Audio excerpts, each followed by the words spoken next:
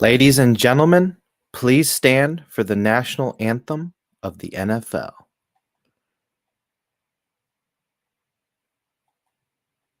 Oh, where the fuck is it?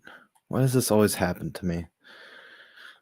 Dun, dun, dun, dun, dun, dun, dun, dun, dun, dun, dun, dun, dun. There we go.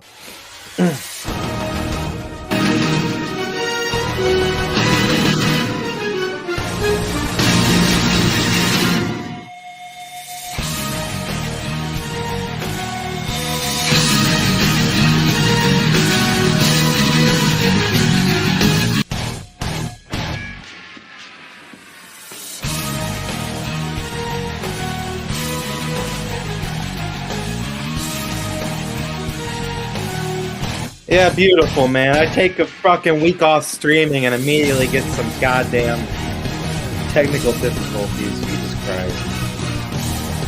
Oh, fuck my life.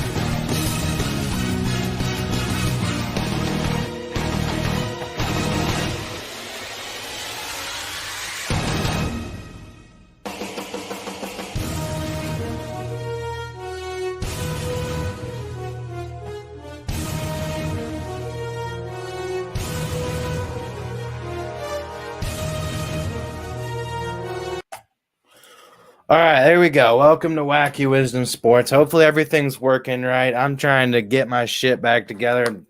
I try to go live and do a live show, and sure enough, my technology just bullshits. I'm thinking in my head, like, we're going to have a good, clean, quick intro, and then as soon as I try to do shit, it just fucks up. But anyways, let's get right into it. There's a lot going on, guys. This is the best time of the year. What's up, Derpy? How's it going?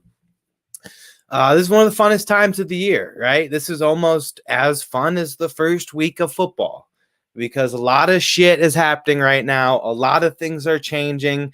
Free agent frenzy, live, baby. Anything could happen at any moment. We could get a big trade, a Justin Fields type of guy. Well, Jesus Christ. There you go. Are we going to have to start with that? You're messing with? No, come on. That can't be. Are you kidding me already? Derek, I did not hear about that one. Whoa. Very interesting. I guess we can start with that. I guess we can start with that. Yeah, there's been a lot of stuff. We'll try to hit it all. We'll try to get it all in here. So I'm not going to go too deep into any of this, but it's a 2-year, $16 million deal. So, I mean, Henry's still getting paid. I suppose that the Ravens at least valued him like a top-end running back. I would think there's a pretty good chance he puts up good numbers. The Tennessee Titans did not have a very good passing offense to support him last year, and he was still able to put up 4.2 yards per attempt, 12 touchdowns, and over 1,000 yards. So it wasn't his best season, but the only thing that scares me about Derrick Henry, right? Look at the usage. It took him a few years to get high usage in the NFL, but once he hit that 4th season, he's led the league in attempts. 4 times in the last 5 years. And then there was a season he only played 8 games. He still had 219 carries that year. He would have been on pace for a damn record that year. So Derrick Henry's a guy potentially that the wheels might be ready to fall off of this dude. And he might not be that good for the Ravens. Now, I would think if the Ravens and the running backs that they've dealt with the last few years and still put together a decent run game, most of their run game is Lamar Jackson. So there really isn't that much pressure for Derrick Henry. So I would say that this is the best chance for Derrick Henry to succeed and still be a good running back. With that said, if you're the Ravens, could you have just scooped up a guy off the scrap heap? Yeah. You could have just picked up a guy off the fucking scrap heap and threw him in at running back. That's what they've been doing. They tried to get that first-round talent, J.K. Dobbins, who was incredibly explosive at Ohio State. Tried to get him going. He got hurt year after year after year. So you got guys like Justin Hill and Gus Edwards, right?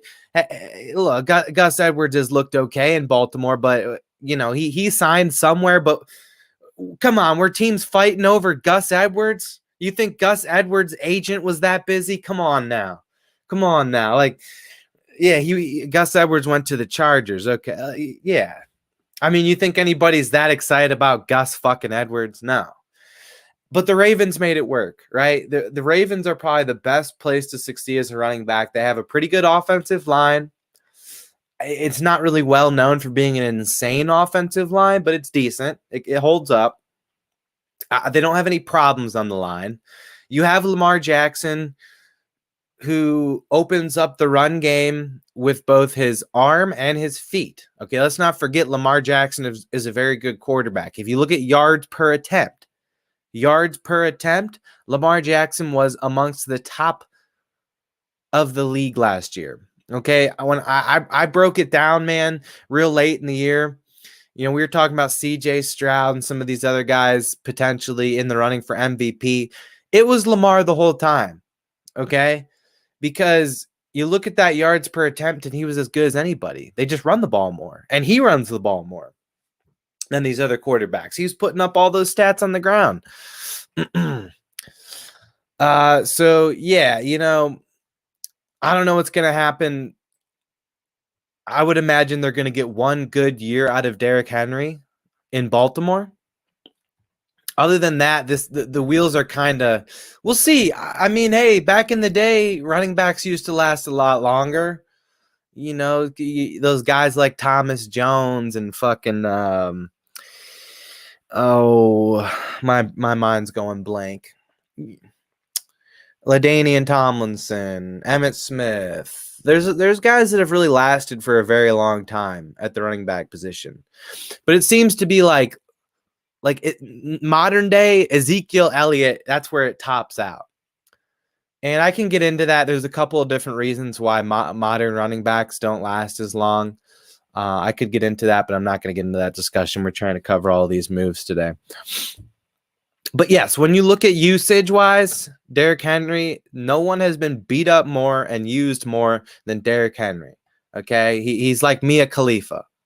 And eventually, if you're Mia Khalifa, you kind of just got to retire. Like, it just can't take any more. It just can't take any more of a beating. So I think this is a great move for the Ravens. You only had to pay like $8 million a year for a guy. Yeah, you could have went cheap, saved a little bit of money, but you've got some upside with Derrick Henry. And if he's not the same dude, hey, he just got 4.2 yards per carry in Tennessee's shitbag offense. So fucking let him rip, see what he's got. And again, you got Lamar running the ball. They're probably going to have another running back on that team that's going to fight Derrick Henry for carries. Derrick Henry might not even be your main back. We'll see. There's not that much pressure on him. That's the whole thing. The Ravens aren't dead set to like have a really good running back and shoot for the Super Bowl that way, right? This move, they're already a Super Bowl worthy team. All right. So I did not know about that. Some of these moves I did not know about. So we're not going to discuss every single move in detail like we just did there, but we're going to try to get a lot of them. Of course, this fucked up. Come on. All right. This shitty fucking website. This has terrible servers. Don't ever pay anything for Spot Track. Terrible servers. Awful. All right, well, you know what? Let's just use what Derpy sent us here. Fucked all this shit. Yeah, Joe Mixon got traded for the Texans. Again, that's kind of the same conversation, if you ask me. It's pretty much the same conversation as what we just had with Derrick Henry. You get a guy who's been very, very good, top of the league type of running back, but he's had a lot of usage over the years. And he might still have something left in the tank, might not. Not really surprised that the Bengals moved on from him, but a little bit of a shocker. He's an old running back, right? Teams move on from old running backs all the time. I thought maybe the Bengals would keep him around a little bit longer. And he's a leader on that team too. I suppose maybe his contract, he's probably in the later years of a contract, so he's probably a little expensive. So if you're Cincinnati, you go save a little bit of money. Was there something with T. Higgins and he's kind of pissed that he got the tag, or I thought maybe I saw something like that. Let's check that. There's just so much stuff going on. Yeah. Okay. T. Higgins did request a trade.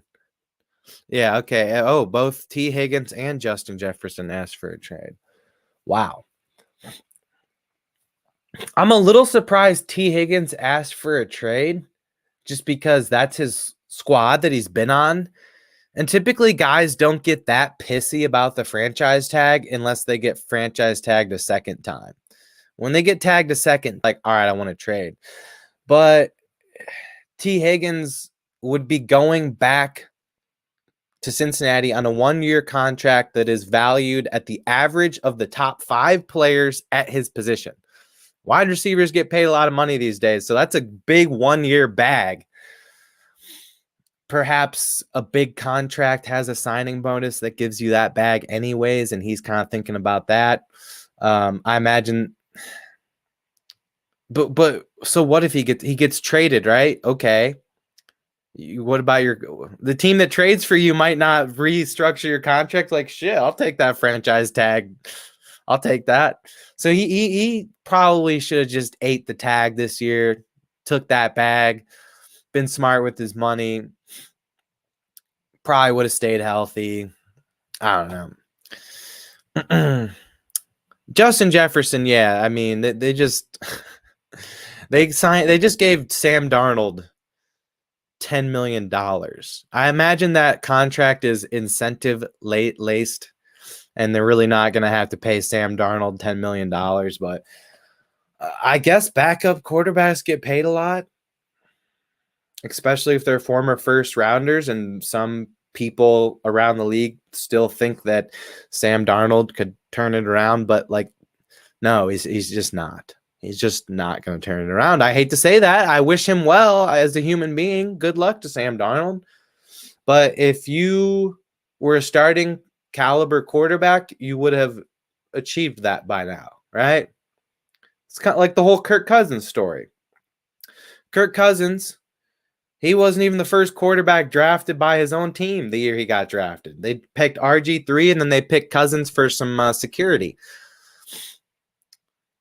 And pretty quickly, everybody realized that he's a damn good starting quarterback. He can play.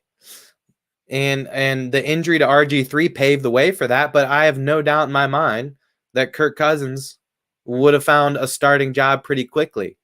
He would have figured it out pretty fast. Kind of like how Jimmy Garoppolo.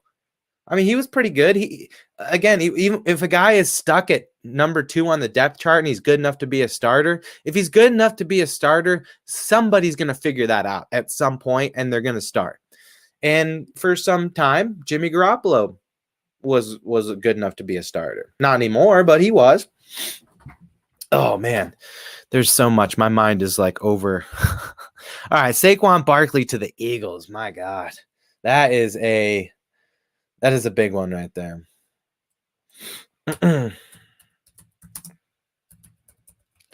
I heard Tiki Barber.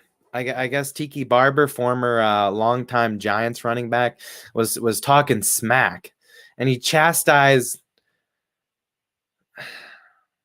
At that point, you're just an asshole. Anyone outside of New York is just going to think you're a fucking asshole. Tiki Barber. I get it. You played your whole career there. Well, you weren't good enough to go get a bag anywhere else, you dumbass. You were a fucking system running back sharing the backfield with Ahmad Bradshaw. Get out of here. They always had some other guy he was sharing the backfield with. Saquon Barkley, when healthy, is an elite, top-end, game-breaking running back.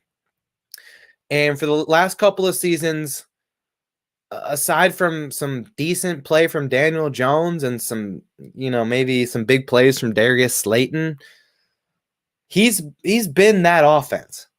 When he's out there on the field, he is that offense. He's him, at least in New York. So why the hell would the New York Giants are seemingly just going backwards. They're stuck in shitty. They had one good year and they're just going to be stuck in shitty. Again, any team can surprise and make things happen. I don't want to, talk down any Giants fans out there and discourage you, but did any Giants fan think that they were going to get Saquon Barkley back if he was a free agent on the open market? A team like the Eagles? No wonder they let DeAndre Swift go, man. They just picked up Barkley.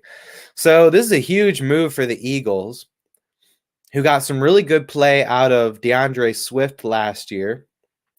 And now hopefully they get Barkley in there, keep him healthy. And boy, that is a dangerous football team. And that is a football team that needed a Saquon Barkley. The Eagles needed a shot in the arm, right?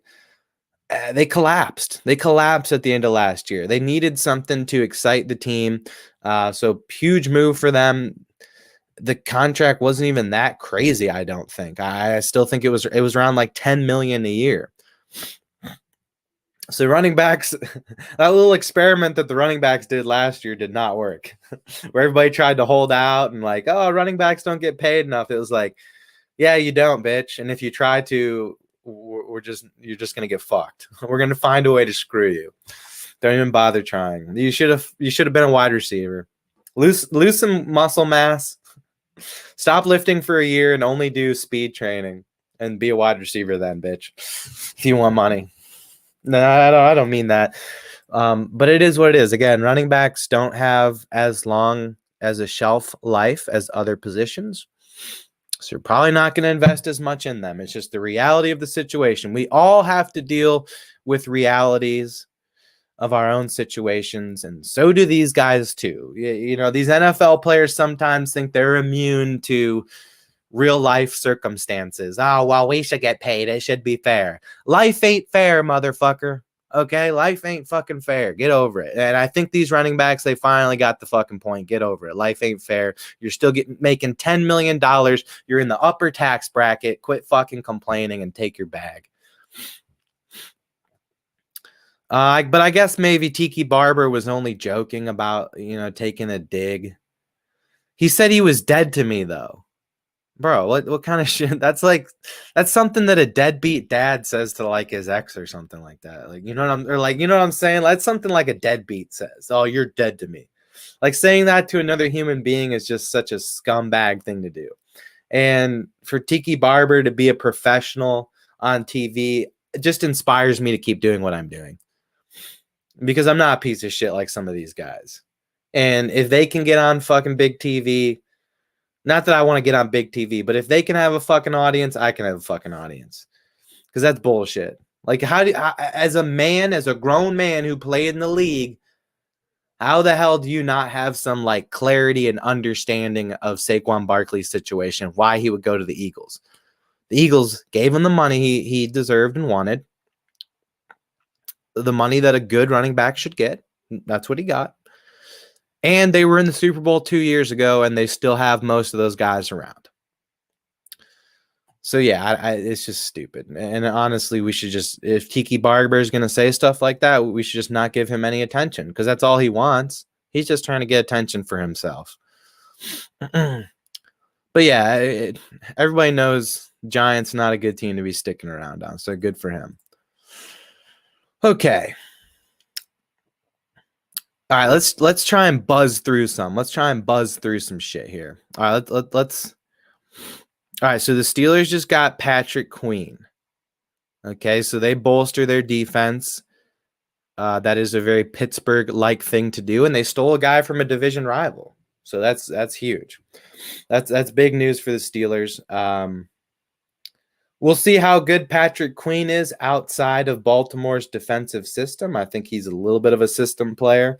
But who isn't, right? Who, honestly, in the NFL, most guys are system players. That's a stupid term to even use.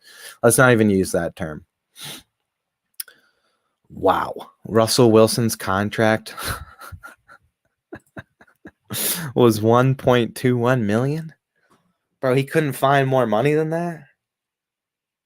You're telling me Jameis Winston just got more money? Dude, Sam Darnold just got paid 10 times more than Russell Wilson. Was he that? He was not bad last year. Huh. That is something, man. That is not. It's got to be laced with incentives for him to make more than 1.2 million, or maybe a big signing bonus. Kendrick Bourne, one of the only weapons in New England. They secured him. Good move by them.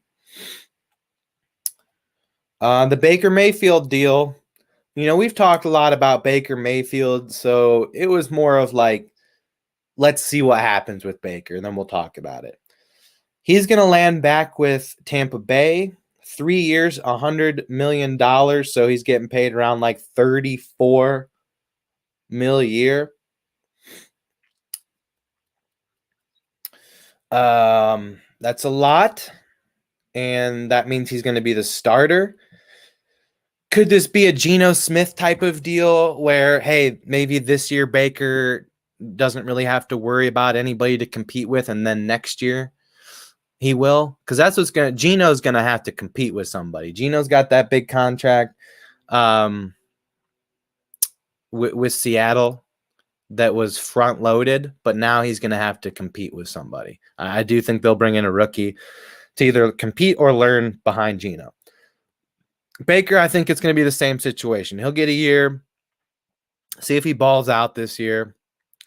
The problem is Mike Evans has a big impact on quarterbacks wherever he has gone, right? He made Johnny Manziel probably look a little bit better than he was. Jameis Winston, I thought, was pretty good, in my opinion.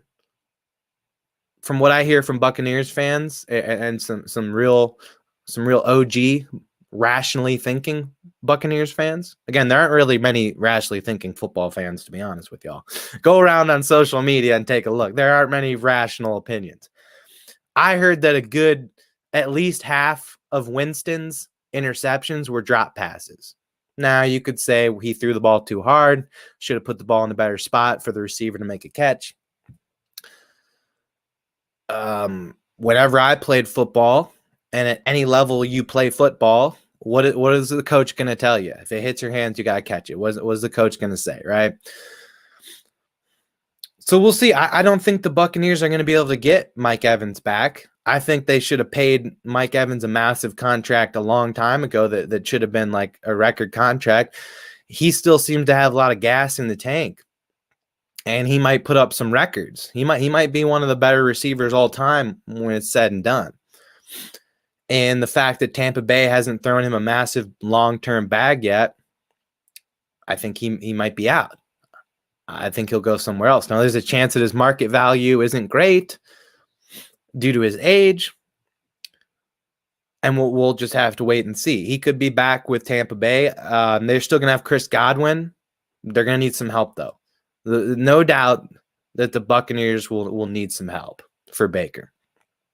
That running back started playing a little bit better. White. We'll see. But he is going to be their quarterback next year, at least. He's going to be the starting quarterback. I would assume this is like a Geno Smith contract that's front-loaded that probably pays him like $50 million in the first season. Mac Jones was traded. This is not a surprise. Only a 6th-rounder for Mac Jones. I never liked Mac Jones as a prospect. I felt as if he had a good arm and was accurate. But when he played at Alabama, if you watch his highlights, always had a clean pocket, plenty of time to throw, and always had wide open receivers. Chris Jones, the big deal with Kansas City. Probably figured that was kind of going to happen. Jerry Jeudy, I'm excited about this. I'm a Cleveland Browns fan. I'm excited about Jerry Jeudy. We didn't have to give up much for him. If he's not it, well, that's fine. But he doesn't have to be it. We didn't get Jerry Jeudy in hopes that coming and being number 1. He don't have to be number 2. He could be number 3. We got Elijah Moore. Played good football last year. From someone who watched every single Browns game and paid close attention, Elijah Moore did perfectly fine last year. Most of the year, we did not have great play at the quarterback position. Watson was a little hot and cold. Overall, solid. Flacco, solid. And when those guys were playing well, Elijah Moore was doing just fine. Now he had to deal with some crappy quarterbacks who couldn't utilize him, and our crappy quarterbacks just kind of had to force feed Amari Cooper and pray.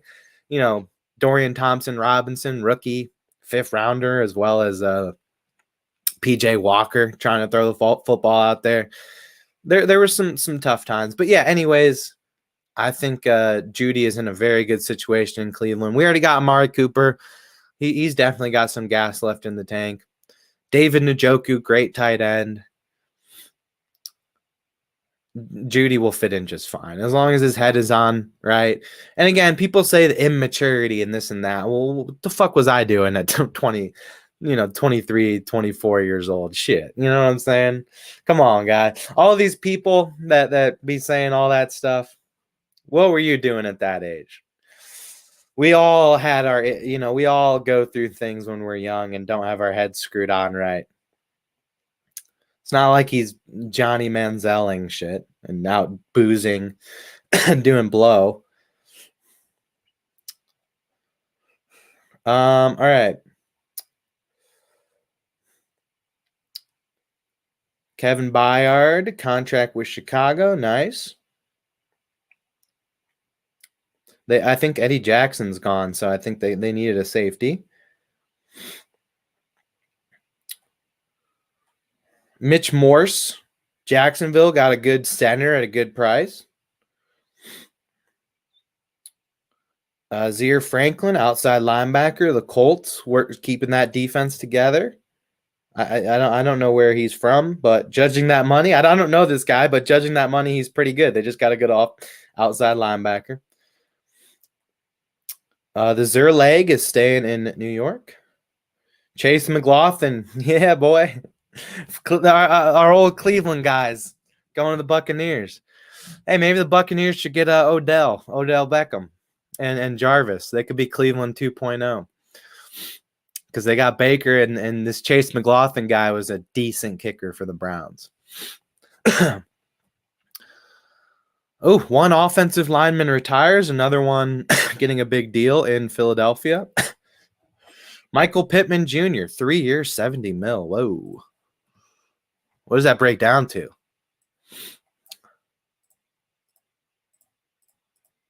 $23 a year? Yeah.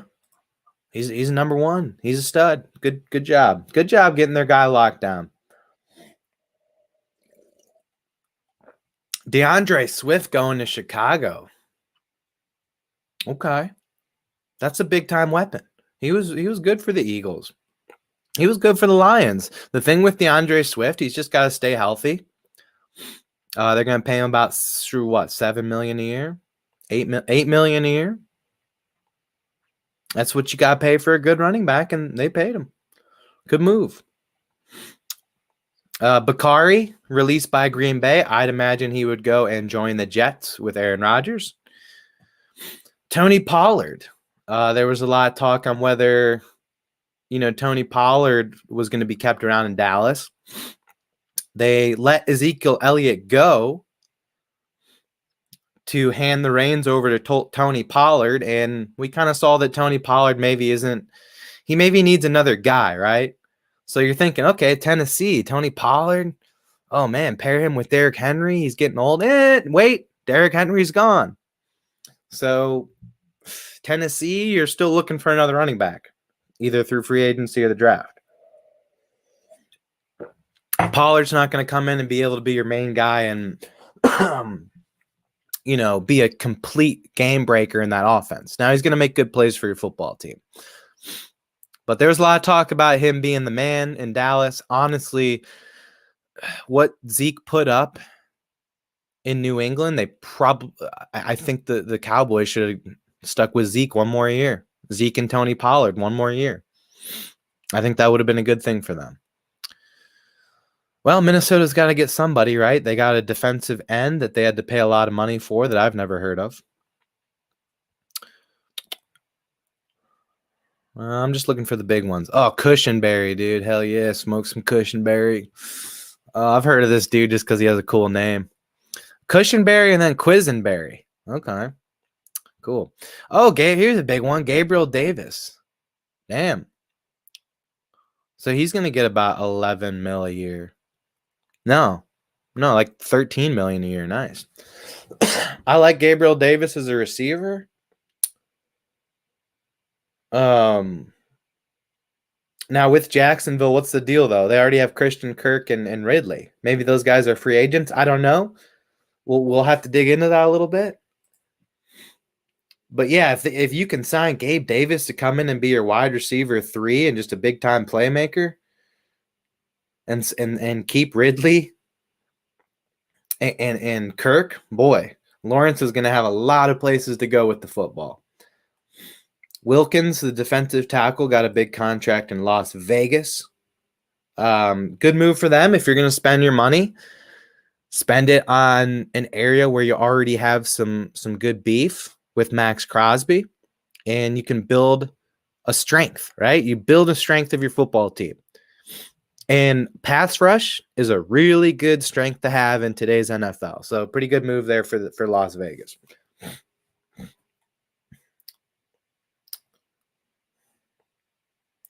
Darnell Savage, a safety, Jacksonville. Okay. You got to pay attention to the defense, especially the secondary in today's NFL, especially in the AFC if you want to compete. A lot of really good quarterbacks, you know. Patrick Mahomes, Deshaun Watson, Joe Burrow, Lamar Jackson.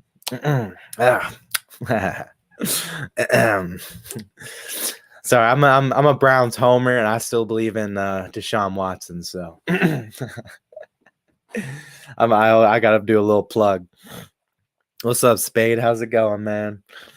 And I'm trying to keep track of everything going on right now, but I'm about losing my mind.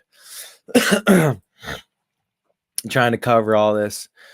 Okay, Philadelphia, another big move. They got Bryce Huff, an outside linebacker.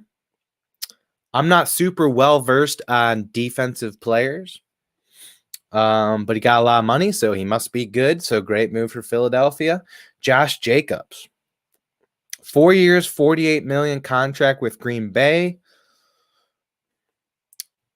Pair him with A.J. Dillon. Now that Jones is gone, Aaron Jones is gone. Jones was banged up a lot last year and didn't really. He might be kind of done. We'll see. I'm sure he got picked up by the Vikings. That's a big improvement for the Vikings in their backfield, though. They had a guy named like C.J. Ham trying to run the football. and what's his face? Career backup Madison. Madison is like everyone knows who Madison is because he's such a good handcuff in fantasy football. But when you actually have to start him, you're not getting much. I don't know. I think Josh Jacobs has been a good running back, but I don't think he's a real game breaker. I think he's kind of in that second tier of running backs. But he's put up the numbers. We'll see. But the Green Bay has invested a lot in him with this contract. You're paying a running back $12 million a year. You're paying a running back a lot of money. Kirk Cousins. There's the big one, the elephant in the room. We haven't discussed this yet. Kirk Cousins, 4 years, $180 million. That breaks down to, oh, my brain isn't working. I should be able to do that math in my head. I apologize. 180 divided by 4. For $45 million a year for Kirk Cousins. Shit. I'll nice. That's not bad. I get that he's a little older. But you look at the track record and you look at the recent years. Yeah, he had a bad injury last year. We'll see. Although, like, I'm starting to think, like, could you have given Matt Ryan a fucking call? Like, you better hope Cousins recovers from that injury, man. That was a bad injury. Guys have done it. But I don't know. He's got a lot of weapons to work with, though. The Falcons did the right thing in bringing in an established quarterback. It's what you wanted to do. No more messing around with Desmond Ridder or some rookie or some questionable guy. Go ahead and get probably the best free agent quarterback on the market, the most experienced guy you can get your hands on without having to trade. Didn't have to give up any draft picks or anything. They just had to throw 45 mil at him a year. It's a little bit risky,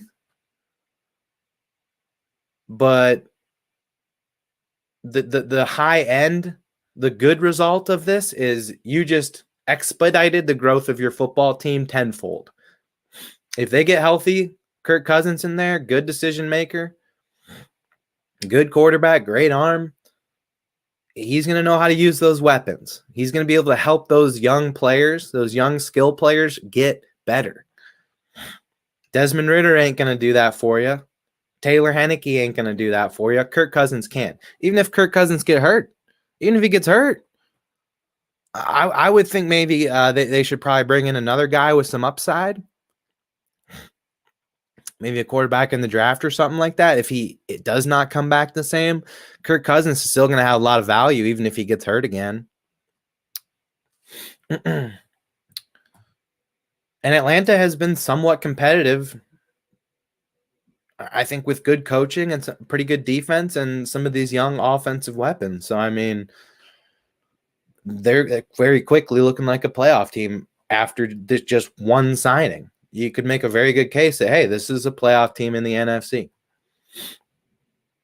Sean Bunting, cornerback, Arizona. Arizona, man, could do a whole episode trying to figure out what the hell they got going on, right? Antonio Gibson, 3 years, $11 million contract with New England. I like that. You kind of bring in a guy that's going to do what Zeke did for you last year with a little bit more of an upside. Gibson's younger. He has looked okay over the last 2 years, but there was a point in time when he was an up-and-coming young running back. Maybe they're able to get that out of him. I don't know. But it seems like for depth purposes, obviously Stevenson, they don't like him anymore, I don't think. So he comes in and kind of is that high-end RB2 in New England. If your team is going to be a dumpster fire again, I guess he could be your running back tank commander. New York did get a guard. Good for them. They're going to need anything they can get at this point. Minnesota, another defensive move. Aaron Jones was released and then very quickly signed by the Vikings. They got to rebuild their team, man. I would trade Justin Jefferson. He wants to be traded anyway. Just trade him. See what you can get for him. You have somebody to kind of take his place. Jordan Addison played really well last year. He's not going to be Justin Jefferson because I think Justin Jefferson's probably the best wide receiver in the league when he's healthy. But you can start rebuilding that team and just maybe it's not too bad of a rebuild if you can bring in these veterans off the scrap heap and they still have some juice left. We'll see. But Addison's really the only young, good player they have. They don't really have shit right now. But now they got Aaron Jones. They got some guys on defense.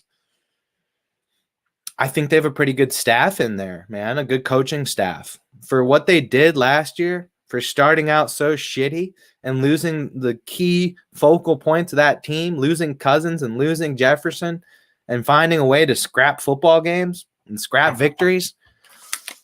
What, they had Nick Mullins in there, Josh Dobbs in there, man. Didn't matter who they put at quarterback. They found a way to win. And Aaron Jones is instantly an upgrade at running back from what you had last year. So you're going to downgrade. Really, although what you had at quarterback last year was not Kirk Cousins. He got injured almost immediately, and they were like 0-5. And then they won a bunch of games without him. So almost last year was almost a rebuilding year for them. If they can pull in some free agents and figure something out at the quarterback position. Now, I know they just spent $10 million on Sam Darnold. I don't know if that was a great idea, but we'll see. Hey, maybe if Sam Darnold, maybe if he plays in a dome where the ghost can't get in, because that's his problem. He sees ghosts sometimes. I tell you what, New York, there's a lot of demons and shit in the air, man. It's an evil place. A lot of evil happens there in the New York City, right? So maybe Sam Darnold's super spiritual and he sees demons. He sees ghosts. And then you go to San Francisco, yeah, talk about evil shit. It might be even more evil than New York. So maybe now you go to a nice humble town like Minnesota. Nice humble area. And it's a dome, so the ghosts can't get in, and maybe Sam Darnold won't be seeing ghosts anymore. I don't know. All right, somebody's got to go to Carolina. They got Robert Hunt. Say that fast. It kind of sounds funny. Robert Hunt. Now, sounds good as Mike Hunt. But yeah, they got to do something. And hey, when you're a shitty team with shitty players, I think the best thing you can do is start with your offensive line. Give me a good offensive line, and you're gonna make guys look a lot better. Okay, let's see here. Singletary. Devin Singletary actually played some good football last year. So New York, I mean, there you go. They got a running back to replace Saquon. It's going to be Singletary. I mean, who did he even fucking play for? Drafted by the Bills. Maybe it was the Bills. I don't know where he played last year. I just know he played pretty well. Hopefully you kind of get like the Montgomery effect, where you have a running back who's in the middle of his career. He's had some ups and downs. And the Lions, they picked up Montgomery last year, and they got the best out of him. And it looks like they're going to get another good year out of him. So New York's kind of hoping for that type of thing. They did have to invest a little bit in him. It's not cheap for a running back, but a good running back is going to get paid that amount. Devin Singletary was a good running back last year. Let's see it. Oh, another move for Indianapolis's defensive unit, Grover Stewart. Gus Edwards going to replace Eckler. Where the fuck did Eckler go? Oh, boy. So he just took some money, huh? Ugh. Damn. So he don't care about winning. He don't care about winning if you go to Washington. He's just trying to make some money, huh? My goodness. But hell, that's a good start for Washington if you want to try to turn your team around. Eckler is not just a scat back receiving back like some people think. Sometimes that name kind of scat back. He's getting a little older. He's had a decent amount of usage. There is some question marks about him. But if he stays healthy, he could give you a real good run game. And they just got to figure out a quarterback.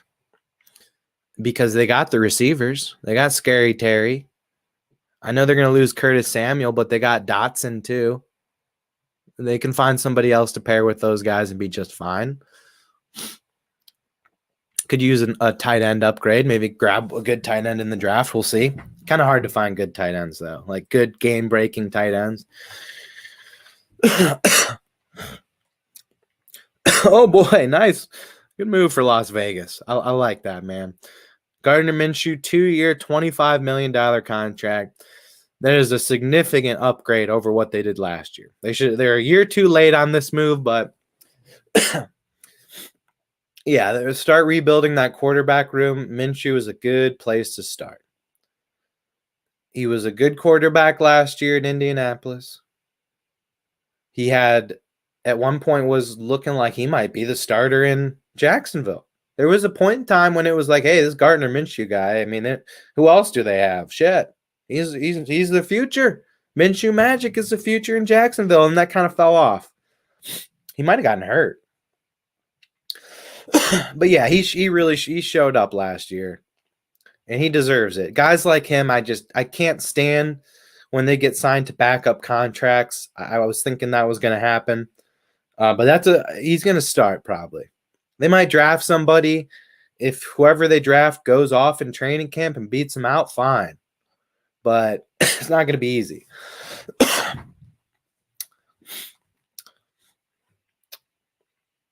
Okay, Jacksonville signed this Doonervay guy. They had to have lost. Who the hell did they lose? They must have lost either Kirk or Ridley, right? Because there's no way. Because that's now 2 wide receivers that they've signed. This should be up to date. They really do a good job of updating this website. Bills need help.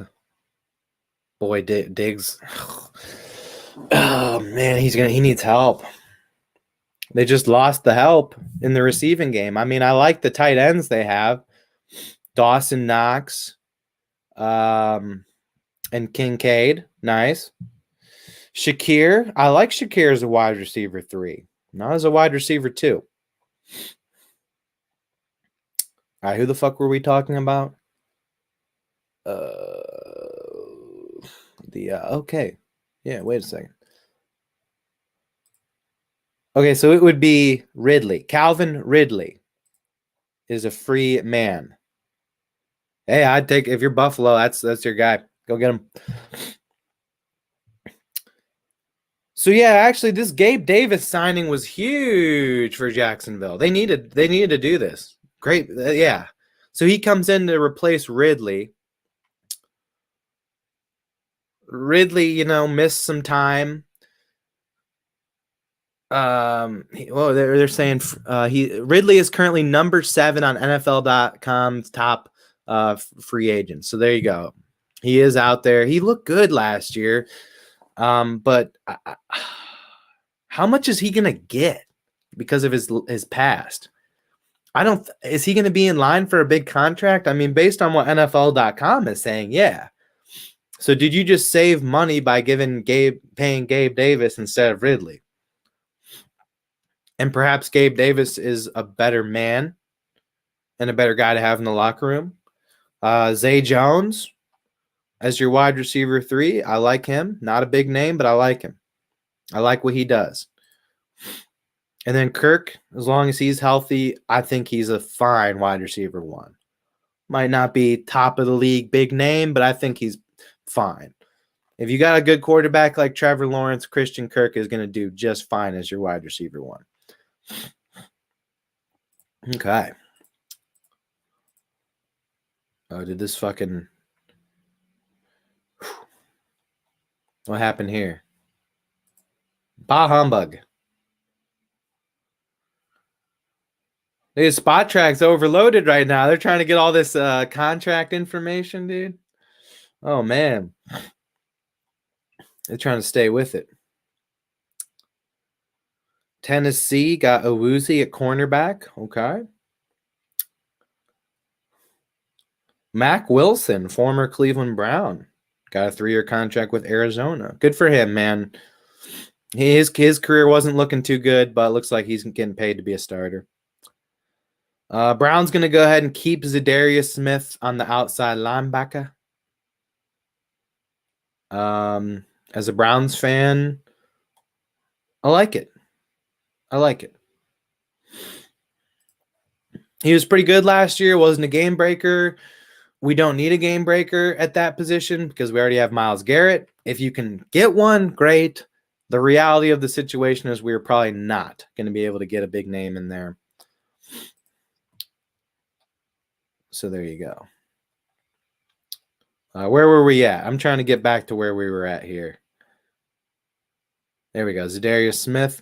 So Browns did lose their starting linebacker to Miami, Anthony Walker Jr. Now they still have their main guy. And I believe the Browns did pick up somebody to fill Anthony Walker's spot.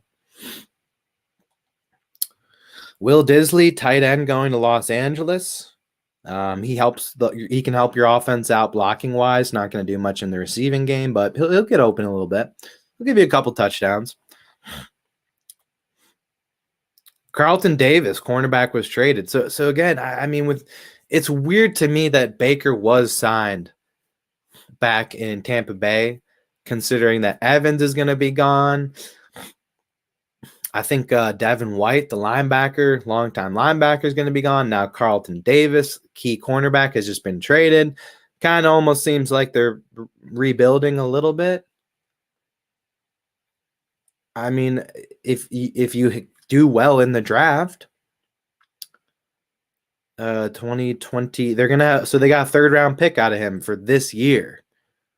So if you hit on that pick, forget about a rebuild. You know what I'm saying?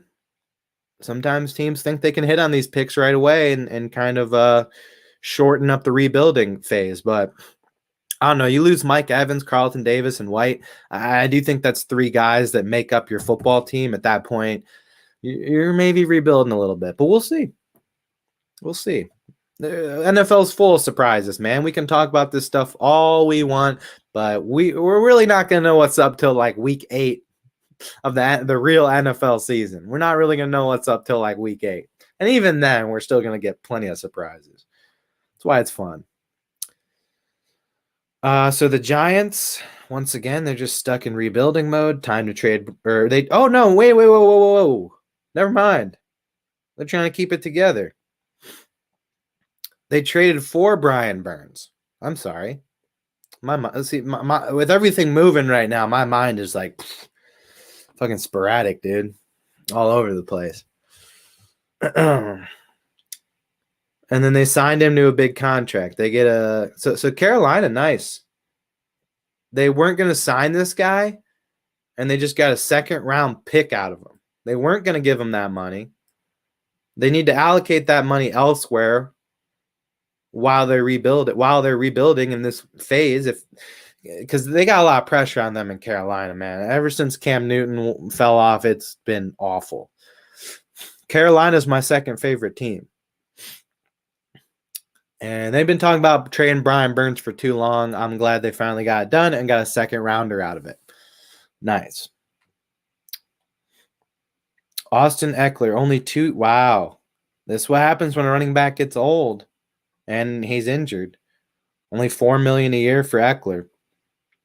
Like, that's a pretty good pickup for Washington at that point.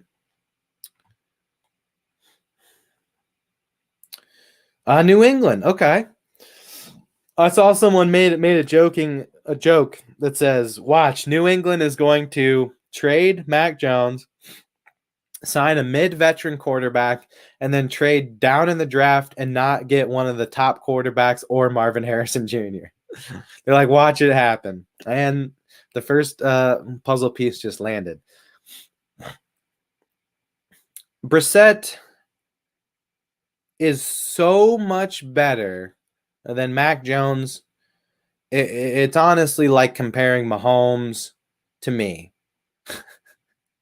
I don't like Mac Jones. I know that was a long shot right there, but Brissett. He's a lot better than Mac Jones. So even if your team sucks next year, it's gonna be a little bit better of a suck, right? And that's sometimes all you can do. This is a business. At the end of the day, this is a business, right? They want to sell tickets. They want fans. They don't want people getting pissed off. Brissett is a guy who kind of neutralizes things a little bit, is a great guy to have in your locker room. He came up as a backup for Tom Brady in New England. He's been in some weird situations. Probably going to be another weird situation because I imagine they will draft a quarterback. I think they'll trade down and they'll snag like a J.J. McCarthy, Michigan guy. Oh, boy. Here we go again. No. Drew Bledsoe, Jacoby Brissett. Guy from Michigan comes in, takes shit over. Uh-oh. No, let's not compare J.J. McCarthy to Tom Brady. Let's not do that, please. Just because he went to Michigan. They're much different players. But that could be your guy. I mean, that could be your guy. Cold weather experience, right? Playing at Michigan. Smart with the football. I think that could be your dude. I don't think you need to draft. I think you can trade down and stack assets because you don't have much assets on this Patriots team. This roster is a dump. Leonard Williams got a bag from Seattle. Jordan Hicks, that's the guy who's going to replace Walker in Cleveland. I think he'll do a fine job. Oh, fuck. The Browns did lose Taki. That's a great deal for New England. He's a good player. He can start. He can play football. Nice move. If I was the Patriots, man, I wouldn't even get a guy like Jalen Reagor just because that name. You know what I'm saying? It just has a bad connotation. And you've had enough of guys like him through the years. Okay, so Cincinnati. Interesting.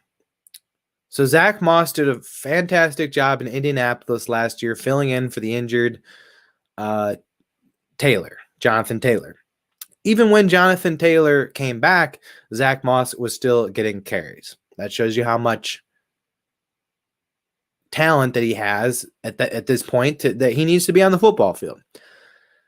So you go ahead and get rid of Mixon, they probably gave him some money at some point. He's probably in the late years of his contract, kind of expensive. You save some money, you get Zach Moss.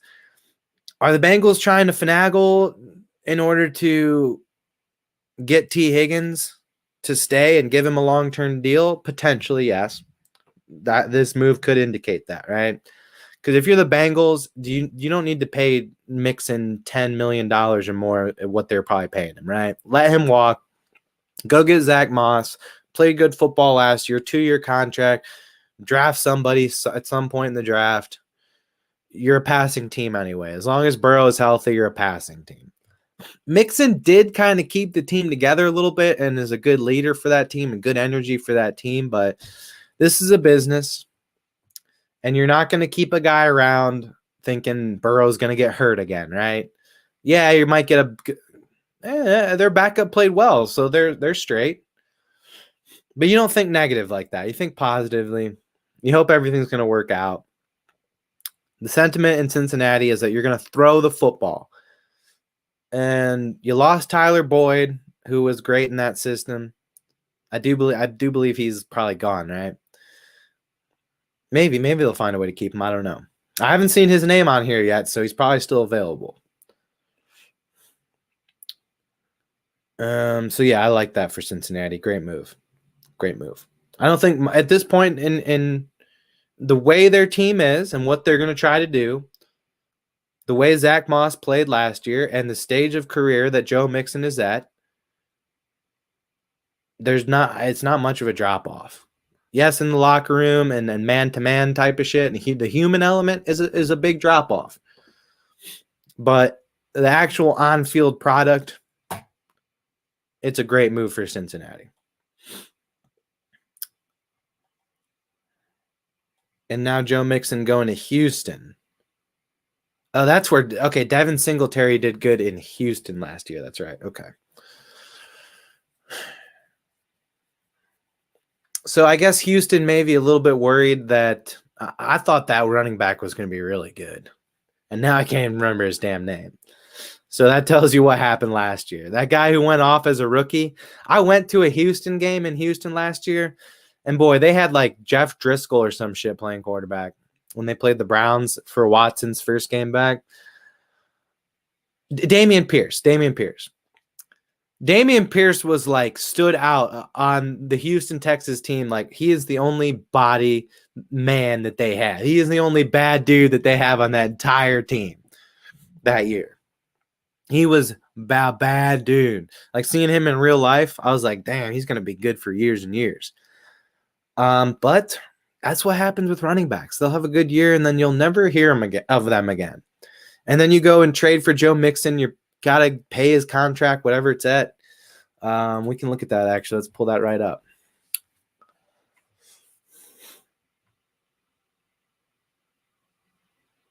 Oh, it's really not that bad. It's $6 million. Okay. I thought maybe he'd be making a little bit more.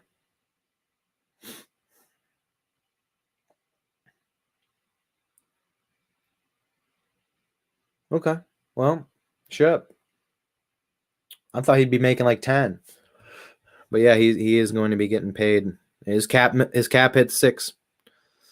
So that's actually a really good move. And maybe Pierce can still give you some. Maybe Pierce snaps back. There's a good chance, man, that he's working his ass off right now, knowing that he can come into training camp looking like a beast, looking like he did as a rookie, and Joe Mixon is your secondary running back. There's a chance that happens. But if you're the Houston Texans front office, you lost Devin Singletary, who held your run game together. You're going to need a guy. Joe Mixon is that guy. They made a trade for him. They probably didn't have to give up jack fucking squat.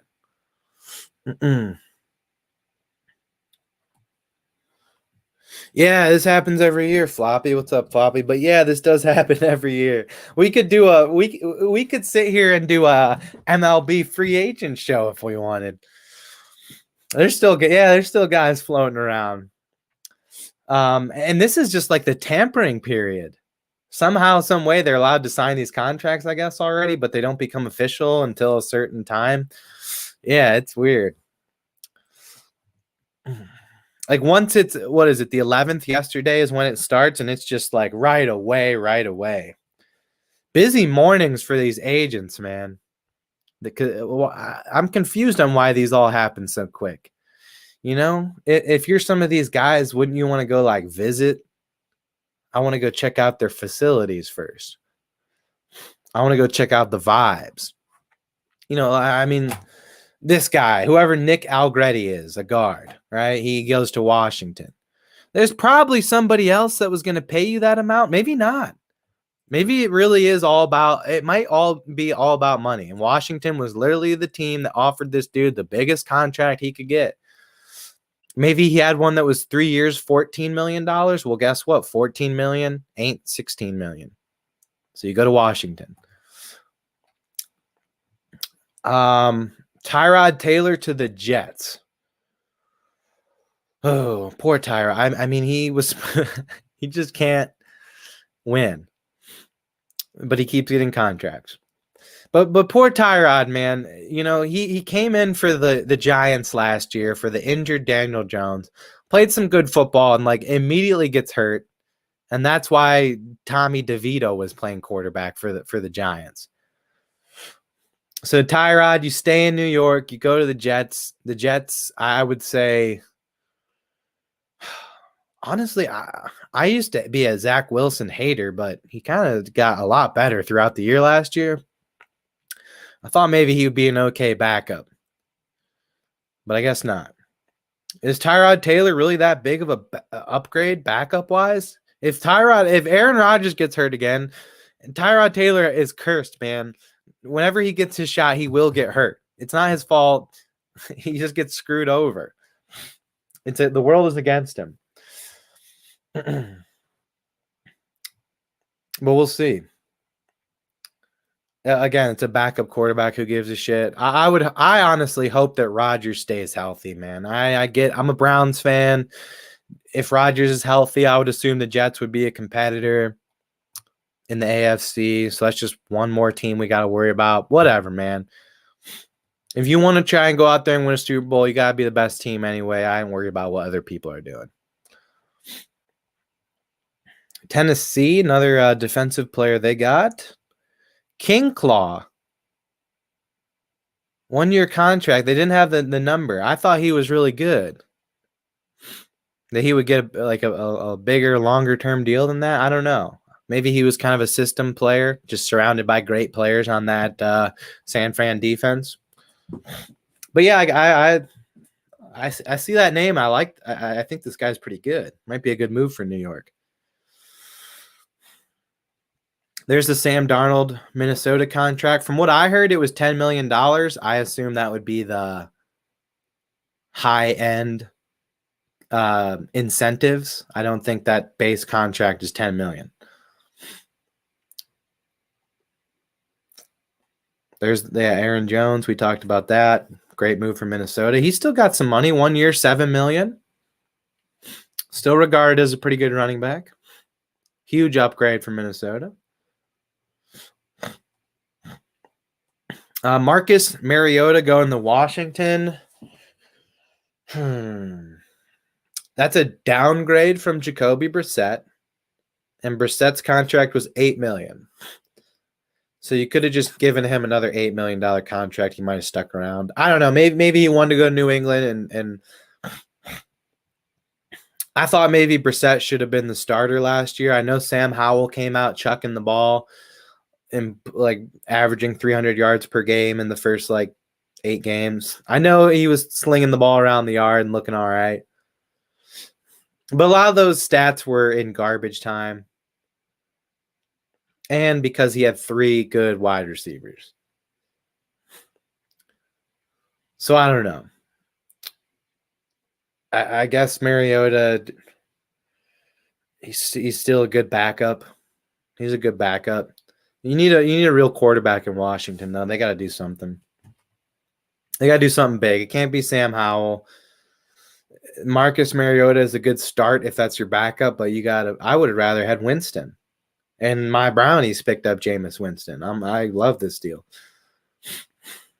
I think it's a great backup. A great backup for Deshaun. I really do. Jameis Winston, when he's had to fill in, he's been a good game manager and not turn the football over like he did early in his career in Tampa Bay. All right, I will be right back. Need a little coffee.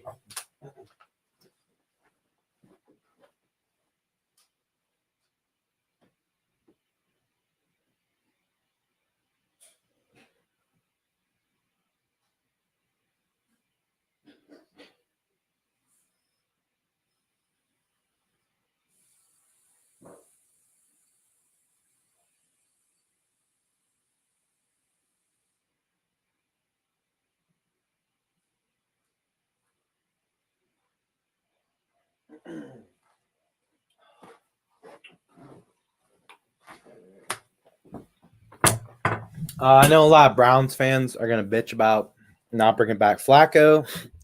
Reality of the situation is Flacco, if he's going to be on a team, he wants to play. He wants to play on Sundays. He wants to be a quarterback, right? The Browns, we called Flacco and said, "Yo, we're going to start you, bro. Get off the couch. We will start you. We didn't bring in Flacco to be a backup. We had Thompson Robinson and PJ Walker. It was very obvious that we didn't pick him up. The deal was, you're our starter, bro, for the rest of the year. We're not going to bench you. You're him.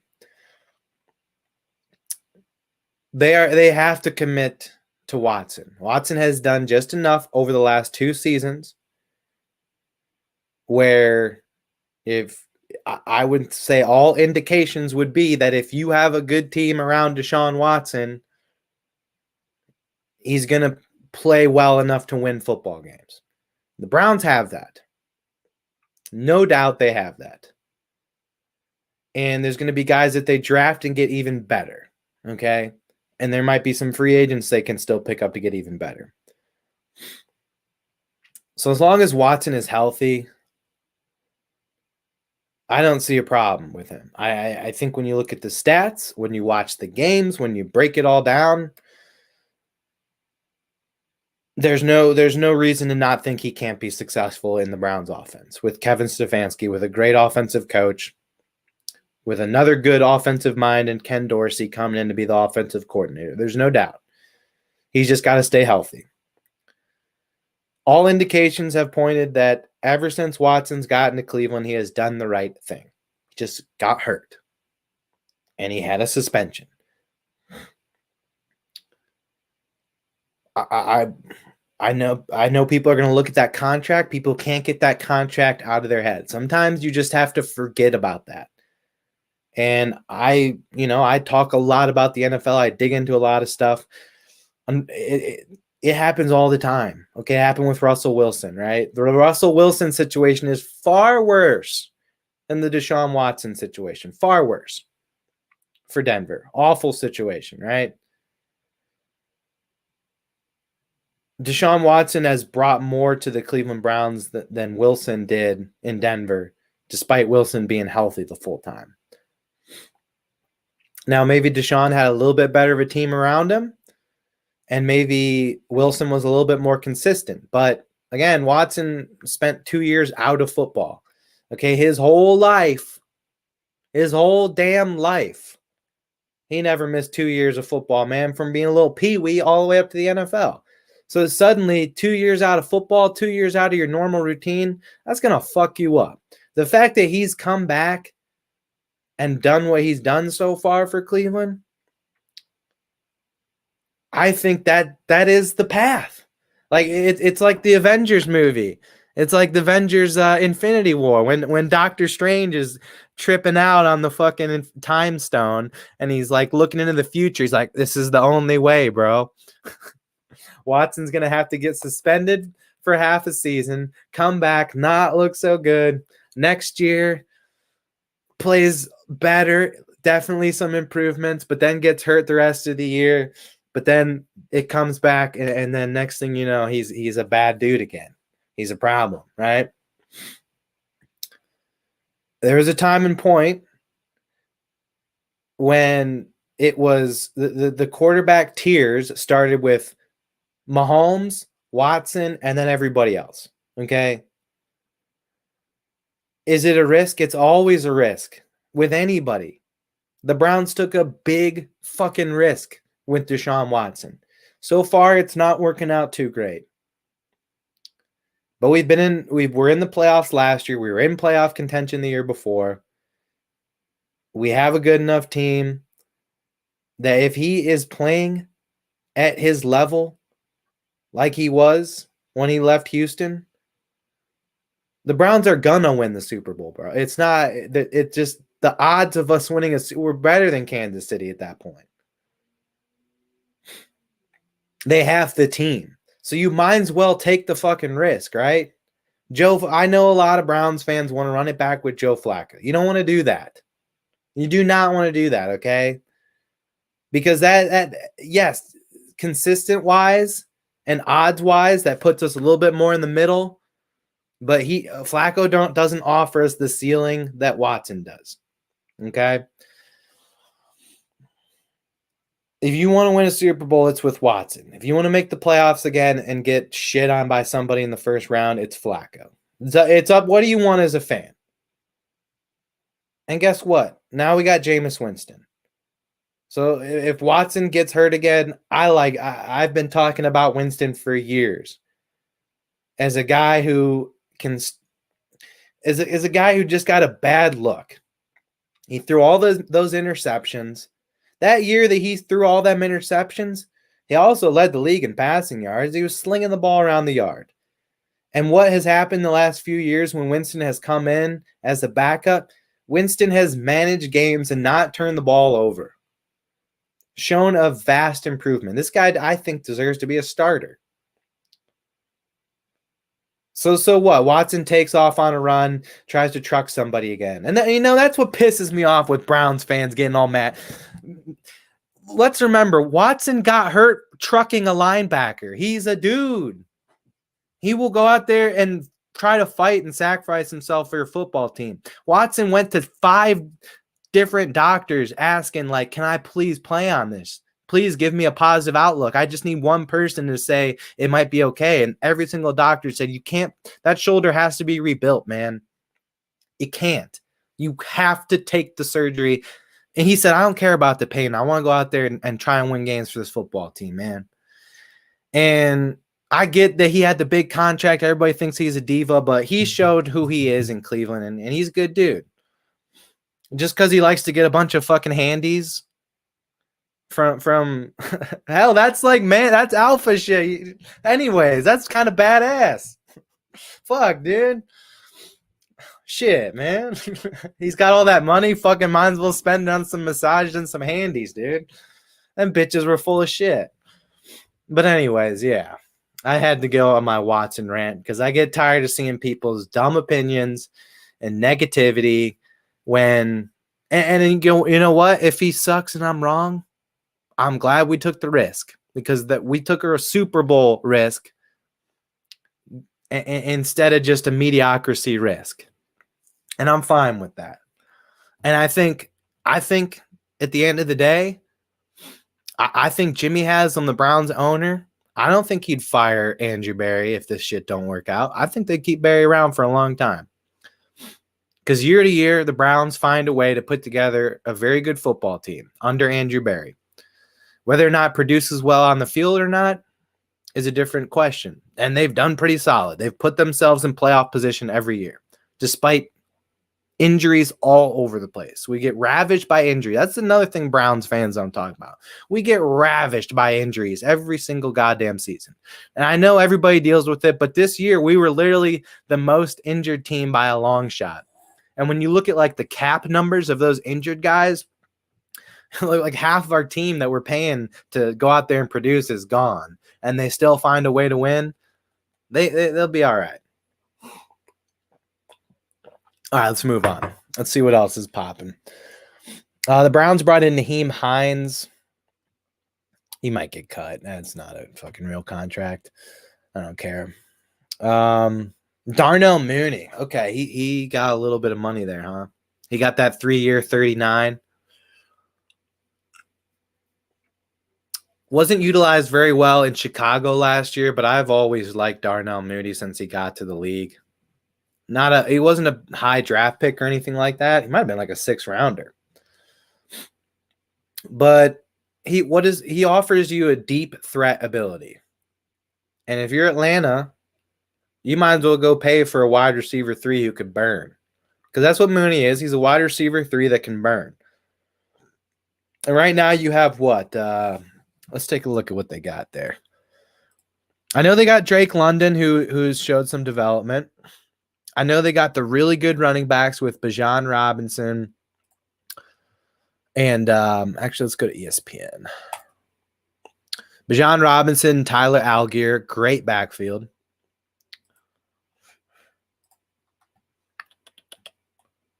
Falcons. This is the quickest way I knew how to get there. Let's look at their depth chart. Let's see how fast ESPN actually updated their shit. Or if we have to use a different website. Oh, no, they got Kirk on there. Good job, guys. So, yeah, they do have wide receivers, a place they're a little bit skimpy at. You are hoping Drake London can take another step forward. Look, to me, it looked like he's going to do that. But then you also have Kyle Pitts, who is like a big-time game-breaking tight end. We haven't seen London and Pitts with a good quarterback. We've seen him with Heineke and Ritter and Mariota. Let's see what these guys can do with Kirk Cousins. You might not – Darnell Mooney and Van Jefferson might be enough. With this run game, that might be a squad already. Now you can try to maybe snag a guy in the draft to upgrade. I'd try to get an upgrade over Van Jefferson. But I kind of like Van Jefferson. I don't hate Van Jefferson. But we'll see. We'll see. I if that's your starting wide receiver too, I don't know how great that is. And I don't want to play. You can't play Mooney out wide. I guess you could a little bit. It doesn't. Wide receiver 1, 2, 3 doesn't really matter. They line guys up all over the place and switch shit up. Mooney isn't just going to exclusively play the slot. He's a burner. You want him lined up on the outside sometimes. Jefferson had some success in Los Angeles with the Rams. Did not last year. I thought he was. I thought he was going to be pretty good. He got outshined by some guys, by some young guys. He could still offer your team something. We'll see. But you're not really even worried about that at this point, because I think with London and Pitts and with Cousins, I think that might be trouble. There's the Derrick Henry. We talked about that to open up the show. We talked about Patrick Queen in Pittsburgh. Drew Lock. Wait, what? So wait, what was he in the same draft class as Daniel Jones? Wasn't that like the shittiest draft class? So New York just has all the shitty quarterbacks from a bad draft class. I mean, the way they're paying Daniel Jones, he's probably going to start for them. It's not like they're going to be that good anyway, and you're going to go out of your way to find somebody that good. So, hey, shit. Drew Lock, baby. I like it. I think that's a better back. I think that's better than Tommy DeVito. I don't think Tommy DeVito might be on a practice squad, but Yeah, he played all right in the backup jobs he's had and the games he's had to fill in for over the last few years. He's been all right. I'll take him. I would take him as a backup. If you're the Giants and you suck, that's a pretty good backup to have. What's the point of having a good backup quarterback? Your team's just going to suck anyways. So you might as well have Tommy DeVito fucking out there making memes and pasta sauce and T-shirts. Hey, the Tommy DeVito, that's the quarterback of the New York Giants. Well, like everybody in New York's Italian. It's a big melting pot city. They have little Italy. They also have little Mexico, a little China, a little Japan. They got a little bit of everything in New York. I don't know. I think he took that a little too far. Like trying to think that literally everybody in New York's going to love you because you're fucking Italian. So you're going to try to sell. He tried to sell pasta sauce and pizza shops. He tried to do all this brand deal stuff. And that was during the season. So what does that tell you about Tommy DeVito? In the back of his mind, he's like, holy fuck, dude. I actually had a good game out here. I didn't expect to ever touch the field. I was surprised I made it on a practice squad, motherfucker. All right, let's hit the reload, see if anything popped in. Oh, yeah. Shelby Harris back with Cleveland. Bring back the guys that made us good last year. I'm cool with it. All right, that's it. So all we have left to really cover is who the hell is still available. And I guess maybe some new. I guess we should maybe go to like the big news stories. Derek Watt retired. No one gives a shit. Well, no, why even put that up? 49ers got Leonard Floyd. And they brought back their safety. Okay. Cool. Whatever. What do we want to do here? Let's go to Spot Track. Let's just do this.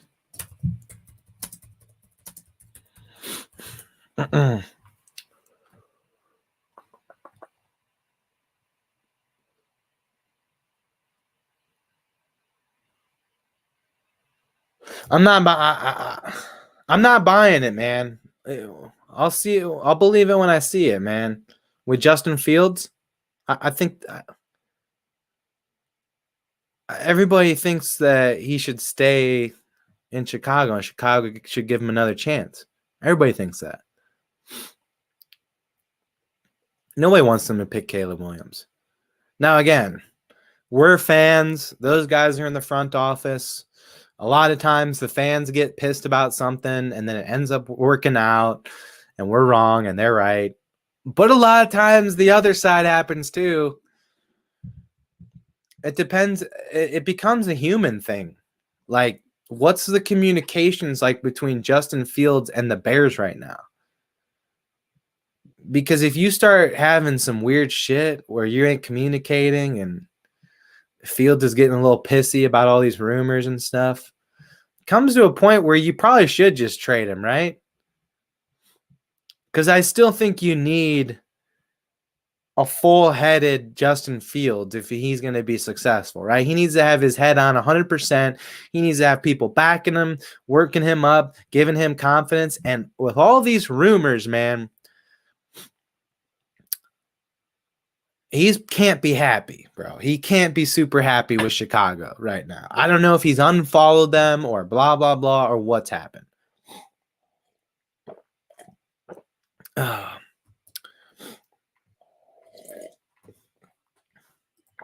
So yeah, and I think Floppy here is a Bears fan. For those that don't know, I think that's what all Bears fans are saying. He was a problem. Like when the Browns played the Bears, do you know what we talked about all week long up to that game on sports radio and shit? We were worried about Fields, man. We weren't worried about anyone else. We're like, fuck, dude. Yeah, we got a great defense, but Fields is a problem, man. We were scared of him, dude. And Caleb Williams, you tried out Caleb Williams there, Myles Garrett is going to eat you. You're going to have to repaint your fucking nails at halftime, Caleb. Caleb Williams.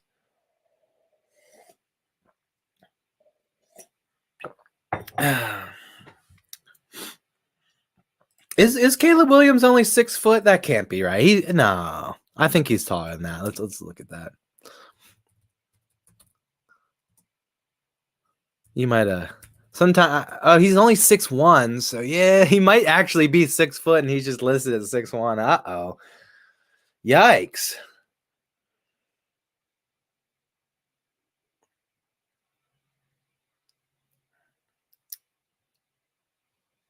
I'm telling you, bro. Put me put me in against Pac-12 defenses.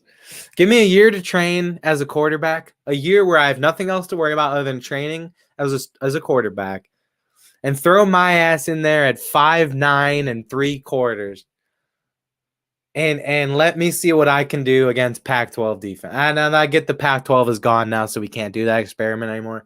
But put me in, coach. I might be able to do something. Yeah, I thought he was taller. They be editing. They do the Kardashian treatment. They be making him look taller on the TV, don't they? Like Tom Cruise. They Tom Cruise Caleb Williams, man. When's the last time Tom Cruise has been in a big movie? Same fucking dude. But yeah, now the big question with Fields is like, where's his head? And if you're the Bears, it's like, fuck, have we kind of screwed the situation like the Browns did with Baker? Because there was a possibility before the Browns. So the timeline in which the Browns got Watson and pulled the trigger on Watson was based off of Baker. Like, it was, they said, we don't like any of these guys. It's either Watson or Baker, right? We either want Deshaun Watson or Baker. I think they were planning on that. The problem is Baker got pissed and asked for a trade because we were in the running for Watson, and Baker then got pissed, and it's like, well, fuck. This dude's coming off an injury. We need him to like us and fuck with us and have his head on straight. They probably tried to call him and work shit out. His agent probably said, nope, he don't want to talk to you. He wants a fucking trade. He's done. He's done with Cleveland. And that morning, that happened, right? The Browns were out on Deshaun, and the sentiment was we were going to go back to Baker. But all of a sudden, Baker goes, yo, I'm out, dude. Trade me. I'm gone. And that's when the Browns got back into it with Watson and said, you know what? What is everybody else giving you in terms of that guaranteed money? Okay. Fuck it. Jimmy Haslam's got some pockets. He can do that escrow bullshit that you have to do with them big guaranteed money. Yo, Jimmy, you got 200 mil laying around? Jimmy says, hell yeah, motherfucker. I'm a fucking oil tycoon, bitch. I got 200 mil. Let's fucking do it. And they said, all right, it's either going to be Baker or Deshaun. Baker's out. We got to go get this. We got to try again with Deshaun. So, I mean, those things happen, though. And at what point is Fields going to potentially ask for a trade? At what point is Fields going to go ghost on the Bears organization? And then they have to trade him. That shit happens. Where the Bears might be thinking, hey, it's well, let's shop Justin Fields. If we can't get good enough of a deal, let's just keep him. Let's see what his value is. If his value is high, let's do a deal. If not, let's keep him around. Maybe teams aren't biting on it. And now Fields is like, fuck, you just shot me and now you want me back? I don't know about that, fellas. Because all these fans are hyping me up. A lot of these people on NFL Network and shit are saying y'all should keep me. Why weren't you listening to them back then? Why'd you have to shop me? If somebody would have given you the deal that you wanted, you would have sent me out and picked Caleb. So what the fuck? Am I really your quarterback? And I feel like a guy with Justin Fields who, you know, he didn't do what CJ Stroud did. He's not Herbert. He's not one of them young quarterbacks that's like a dead set, give him his bag right now type of guy. There's still some questions about him. And when you have that muddy situation, then as the Bears, it makes sense to move on from Justin Fields. Now, if they've been communicating with Fields and saying, yo, we like you, Justin. You're like you're in our top 5 as who we want to play quarterback for us next year. You're a serious option and a serious long-term option. We really like you. This is a business and we got to make things happen. If they're communicating like that, then fine. Then I think things will be fine. But we don't know what's up, man. We don't really know what's going on with these deals. So we'll see, man. We'll fucking see. All right, let's see who's still available, babe. All statuses available. Update.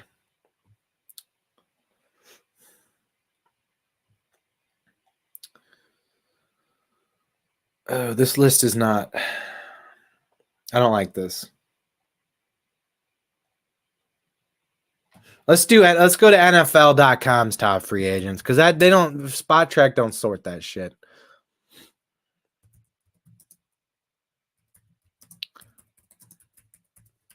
All right, I'll be right back. I gotta pee real bad, guys. There we go. No, that's 7 days. I need their current shit. Will they give us an option to sort? Original. No, we want top, like right now. Who's still in who's still available? We want right now.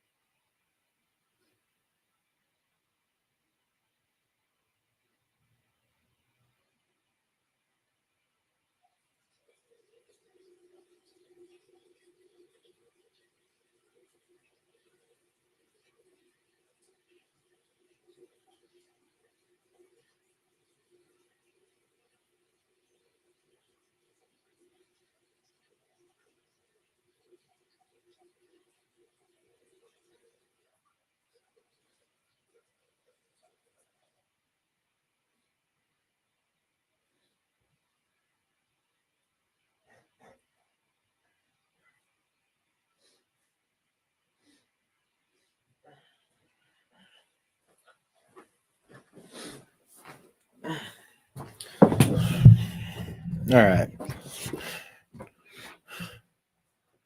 Blah, blah, blah, blah, blah. All right, Danielle Hunter. So really good edge defender still available. Boy, Tyron Smith. He's getting kind of old, huh? I guess they're saying he's expensive, though. Calvin Ridley.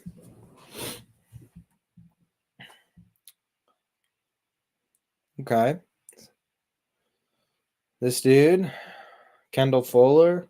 Oh, Hollywood Brown still available. I like Hollywood Brown. That's a good option. There's still some good guys available that can really have some big impacts.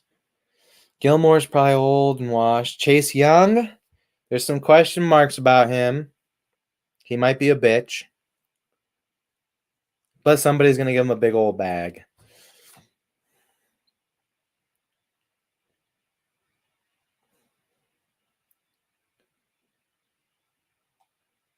Armstead.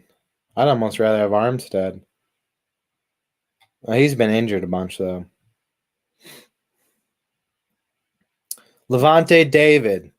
Yeah, okay. That's not a rebuilding move for the Buccaneers to let him go. Was he even still on the Buccaneers? Yeah.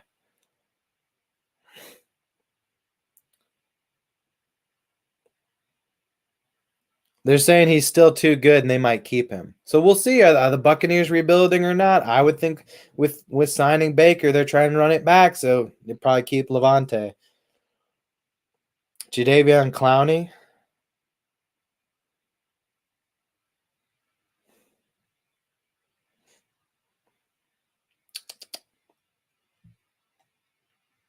My Browns fan, my fandom is kicking in here. I'm like, ooh, who can we get? But we're pretty set as a roster, man. We don't need much.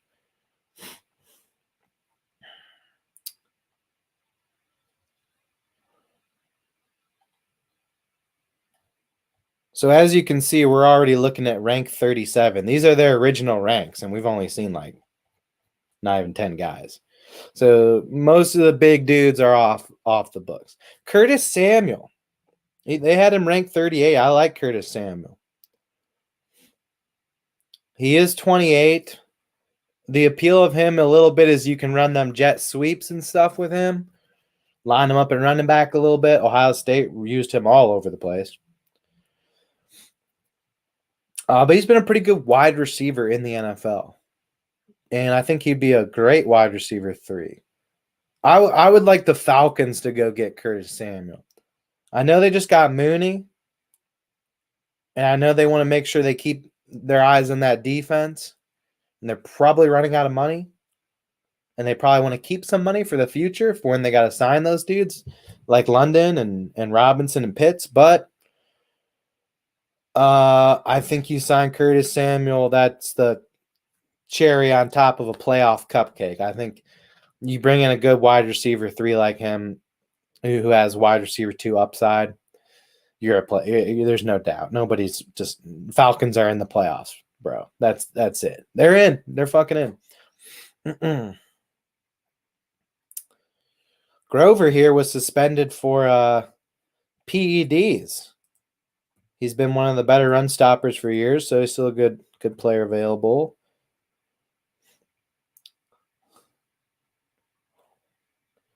Calais Campbell is 38. Man, yeah, longevity, bro. That's the first word that came to my mind. This dude's a bad motherfucker. He's 38 playing DN, and he's just been a bad dude every single year still. He's still a problem. He's made some good money. If Calais Campbell wants to play another year, dude, you know he's still a bad dude. He's 38. He's done enough. He's probably a Hall of Famer. Yeah, he's a Hall of Famer, dude. He's good.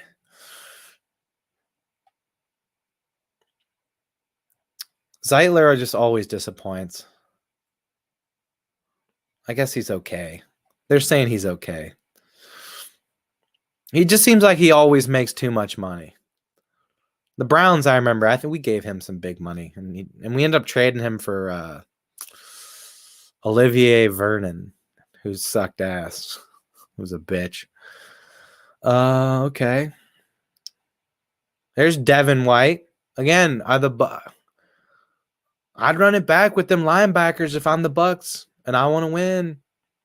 If I want to be a winning team again. I know they might not be like good, but if they'll be on the fringe and compete in that division, we'll see. Are they going to cut it loose and rebuild, or like did they sign Baker to be a tank commander? Like, okay, we're not going to really sign anybody, so we got to pay somebody over the next few years while we rebuild. Might as well be Baker. Good attitude. Might not be our future quarterback, but good attitude can kind of help young guys grow at this point in his career. Or hey, Baker, you won us a playoff game last year. We want you back. Get the boys back in there.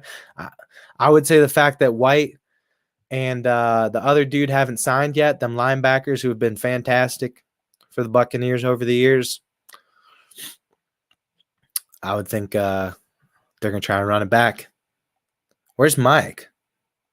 What happened to Mike Evans, bro? How is he not like number 1? What's the word on him? What's up, Daniel?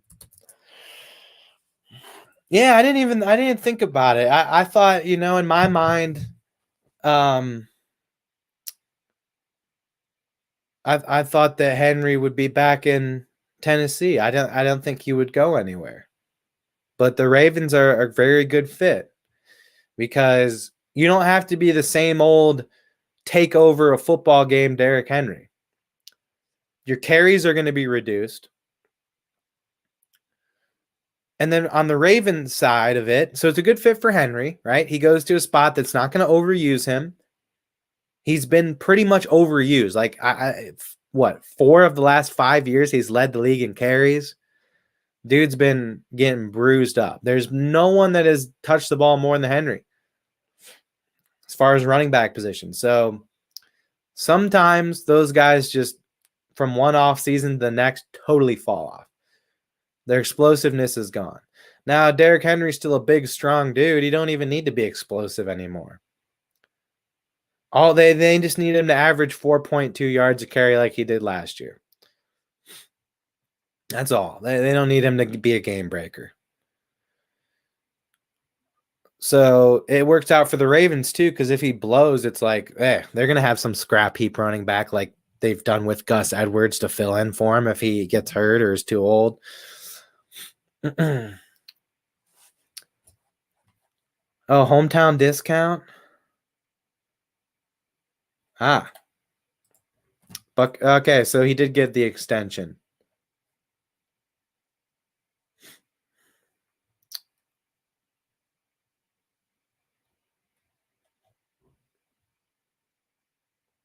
For Rashad White to win MVP. Dude, DraftKings, come on, guys. Come on, guys. Don't do that to us. That's not right. What's the money? Look at these assholes. What is this? Oh, it's the SB Nation. This is the worst fucking website. You're really going to have an article talking about Mike Evans and his deal, and you're not going to remind me what the deal is? Nice, assholes. Does anyone know how much Mike Evans got paid, for Christ's sakes?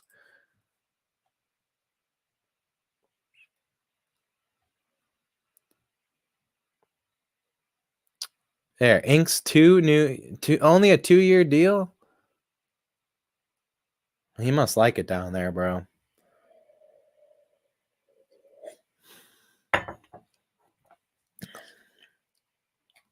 He's the Buccaneers' all-time leader in receptions, yards, touchdowns, receptions, total touchdowns, and 100 yards receiving games.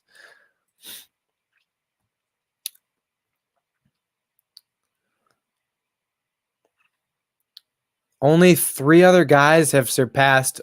Dude, I told y'all he's one of the best of all time. And he's still got a little bit left. Bro, are they really not going to tell me how much money? Fucking dicks.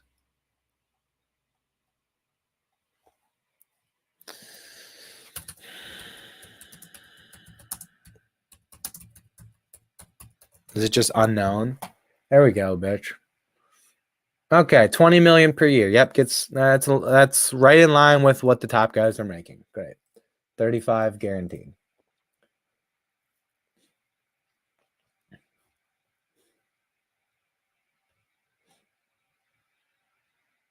All right, so they're trying to run it. Yeah, they're trying to run it back.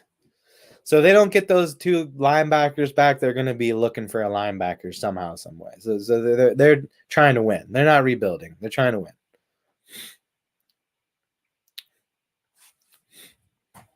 Nice. Good for them. I like that. Odell Beckham, they got ranked 76th. Dude, what happened, man? At one point, Odell was on pace to be like the best wide receiver of all time. And then we got him in Cleveland. It was like, fuck yeah, dude. We just got Odell. And Jarvis was on pace too, man. Imagine if they would have been longevity guys like Evans. And they would have just been putting 1,000-yard seasons up every single year for the Brownies. I thought we were convinced, dude. We were like, dude, these guys are gonna ball out for like 6 years. Oh, and Jarvis is done. When you say the name Jarvis, you think more about the Iron Man movie than Jarvis Landry. I miss Jarvis. He was a good dude, man. I'd take him back. We should sign him. And Odell. Let's run it back. They can be our fucking bench warmers for Cooper. Odell can come be Mari Cooper's towel boy.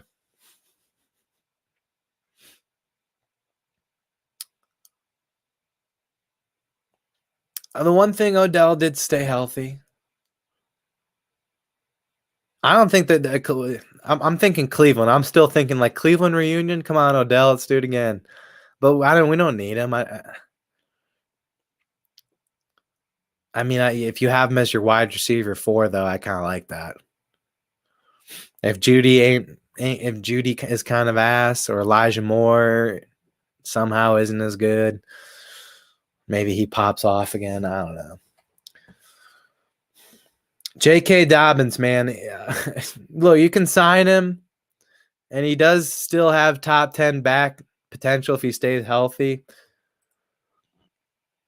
But he's going to, as soon as he comes back, he's just going to tear his Achilles again, man. I feel bad. He's an Ohio State guy. Okay, Tyler Boyd is still a free agent. He did have a great run with the Bengals. I would think the Bengals, if I would think they re-sign him. The fact that he hadn't jumped on a contract yet, I think they get him back. He knows the system. He knows Burrow. You might have to trade T. Higgins. You might really need him. Or you might be able to find somebody better. But the Bengals haven't done anything at the receiver position yet. They're going to try to work shit out with T. Higgins. If they don't, they have to trade him. I'd be getting Tyler Boyd back ASAP.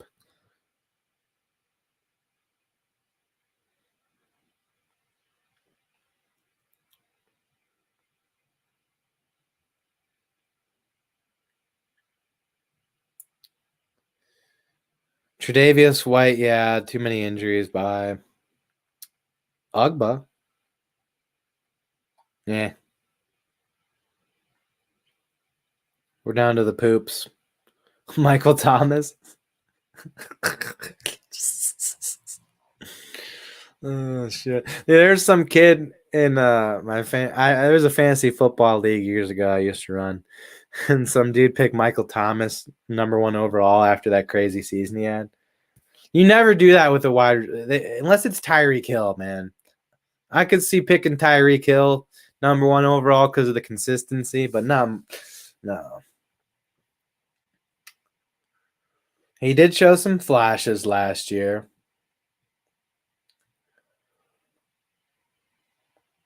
I'd imagine somebody would scoop him up, right? But we've seen what happens with like Odell's market, and even like Hopkins had a tough time getting on. It takes a while for some of these dudes to get on. So he'll get signed probably like 5 weeks before the season. Somebody. If I was the Saints, I'd maybe try to get him back though. He knows the scenery. Might be the best. I don't know. Sometimes new scenery is good. Sometimes like new scenery is real bad for a guy like Michael Thomas. Like he goes to like Miami, dude. I don't know. He seems like a head case. He might Miami's too popping, man. I mean, dude, Tyreek Hill went to Miami. There's just too many girls in the city. Like there's just you're gonna like Tyreek Hill knocked up 3 women in Miami. There's just too many bitches down there. There's too many. And that can be a good thing if you're on vacation and trying to like chase some tail and have some fun. But if you live there, bro, it's going to be a problem. Like you're going to try to go to the supermarket, you're just going to see fucking booties. It's going to be like shit.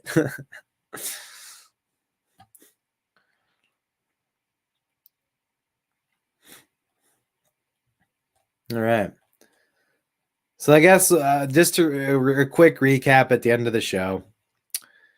Kirk Cousins is off the market, of course, the #1 free agent. Nice. We know he went to Atlanta. Wilkins, they has #2, Las Vegas. Saquon to the Eagles. Nice. Greenard. Okay, Vikings did get a couple of guys to try to keep their team together. I don't think the Patriots just kind of did some shitty Patriot moves. For real, they just did some shitty. But they did get a top 10 guy, a guard, which is, again, if you're a shitty team, I think you start with the offensive line.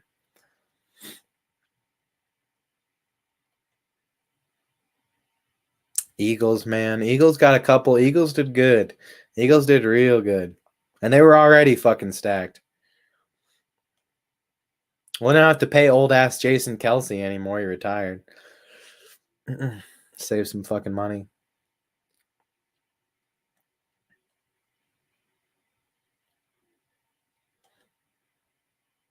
There's Gabe.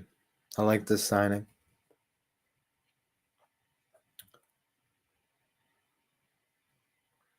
Oh, Zadarius Smith was up there. The Browns got him back.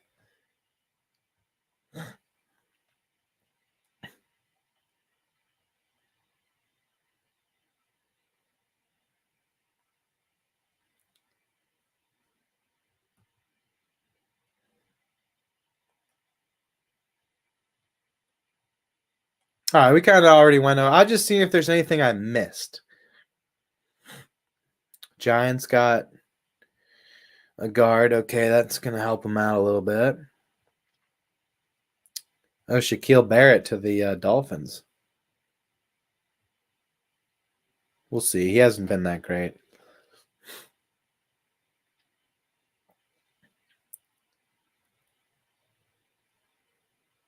Noah Fant back with the Seahawks. Okay. Swift to the Bears. Yeah, we talked about that a little bit. That's a great move. I like that. He's still young. If he stays healthy, he's going to be awesome for them. We'll see what the Bears have a lot of questions. Darnell Mooney left, so they lost one of their weapons. They lost one of the guys that was okay for them. I know he didn't do much last year and they didn't utilize him well, but he pretty good upside. So they got some shoes to fill. Russ going to the Steelers. Oh my. As a Browns fan, I do not like this one bit. This scares me. Although Myles Garrett maybe just takes him out. Maybe we play him week 1. I think Browns and Steelers will split the series. Maybe both teams make the playoffs so we can just be friends, huh? Eckler, his name just does not hold the same value.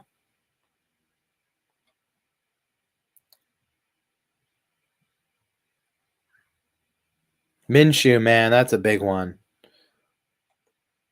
How you have Minshew and Tyrod Taylor like in the same sentence? How is Minshew 84 and Tyrod 85? How?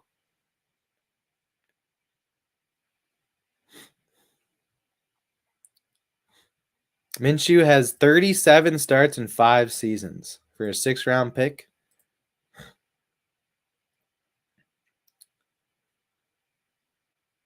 That's a good. The Raiders. There's a chance they could be really shitty next year if they don't make some solid moves. If they try to like shoot for the stars a little bit too much, they might get screwed over. They still got Adams. They did lose Josh Jacobs, but I thought maybe they could do something else. Instead of giving Josh Jacobs that money, let him go and allocate it somewhere else.